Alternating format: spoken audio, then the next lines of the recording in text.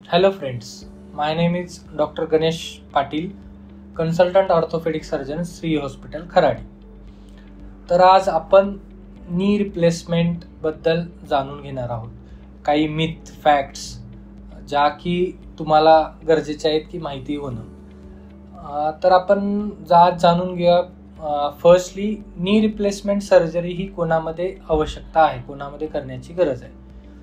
तर फर्स्ट ज्यांचे सांधे जे नी आपला जो गुडघा असतो, नी जॉईंट म्हणतात त्याला, ज्यांचा तो सांधा खराब झालेला असतो. खराब झाला म्हणजे त्याचा ओव्हर यूज, जास्त अतिवापर झाल्यामुळे हाडांची झीज झालेली असते. त्यामुळे त्या जो जॉईंटमधली स्पेस असते, जे अंतर असतं दोघांमधल्या बोनमधलं जे डिस्टन्स अंतर जे असतं ते कमी होऊन जातं.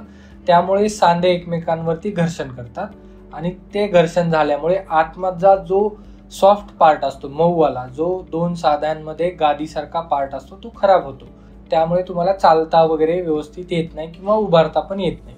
अशा लोकांमध्ये नी जॉईंट रिप्लेसमेंट करणं गरजेचं असतं. त्यामध्ये पण स्टेजेस असतात, त्या स्टेजेसनुसार ते रिप्लेसमेंट करणं गरजेचं असतं. जसं की पहिली स्टेज, दुसरी आणि तिसरी. पहिल्या 2 स्टेजमध्ये नी रिप्लेसमेंटसाठी तुम्ही अवॉइड करू शकता, पण 3rd स्टेजमध्ये तुम्ही रिप्लेसमेंट करणं गरजेचं आहे. हा एक झाला. पुन्हा दुसरा एक असतो सब्जेक्ट, त्यामध्ये की ओव्हरवेट, म्हणजे तुमचं वजन जास्त आहे, त्या वजनाचा भार तुमच्या नीवरती, नी जॉईंट गुडघ्यावरती पडतोय. त्यामध्ये कसं होतं, त्यामध्ये तुम्हाला पेन जास्त होतो आणि जॉईंटची स्पेस, जे बोललो मी सुरुवातीला की अंतर कमी होतं, त्यामध्ये ओव्हरवेट असल्यामुळे पण अंतर कमी होतं.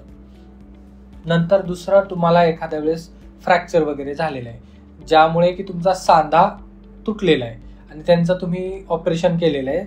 पण ऑपरेशन करून तुमचा सांधा तो परफेक्टली, जो नॅचरली असतो त्या पद्धतीने बसलेला नाही, किंवा त्यामध्ये थोड्या दिवसानंतर त्याची झीज होऊन तो पेन करतोय किंवा तुम्हाला तो चालण्यासाठी त्रास देतोय. अशा पेशंटमध्ये पण नी रिप्लेसमेंट, जो सांधा बदली, प्रत्यारोपण किंवा सांधा बदली जे असेल ते करणं गरजेचं असतं.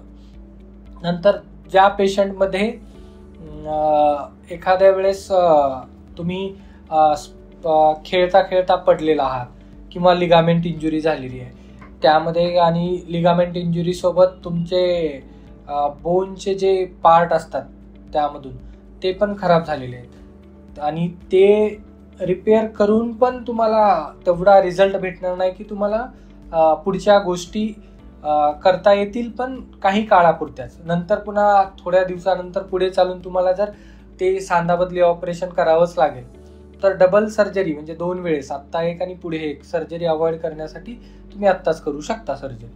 आणि नी रिप्लेसमेंट जे सांधा बदली ऑपरेशन आहे ते ॲक्च्युली गाईडलाईननुसार, जे पुस्तकांमध्ये किंवा रिसर्चनुसार जे वय आहे ते 55 वर्षाच्या पुढेच करता येतं. जास्त करून मॅक्सिमम 55 वर्षाच्या पुढच्या व्यक्तीमध्ये होतं, कारण त्यांच्यामध्येच सांधा हे खराब होणं चान्सेस जास्त लवकर असतं. किंवा तुम्ही जर जास्त करून सांध्यांचा वापर करत असाल, लॉंग स्टँडिंग तुमचा जॉब असेल, त्याच्यामुळे तुमच्या पायांच्या नसा फुगत आहेत, किंवा त्याच्यामध्ये व्हेरिकोज व्हेन जे म्हणतात, ज्यामध्ये की तुमच्या व्हेसल्स ज्या असतात हिरव्या कलरच्या होऊन जातात पायावरती आणि त्या प्रॉमिनंटली दिसतात, त्यामुळे तुम्हाला चालणं सुद्धा कठीण होऊन जातं.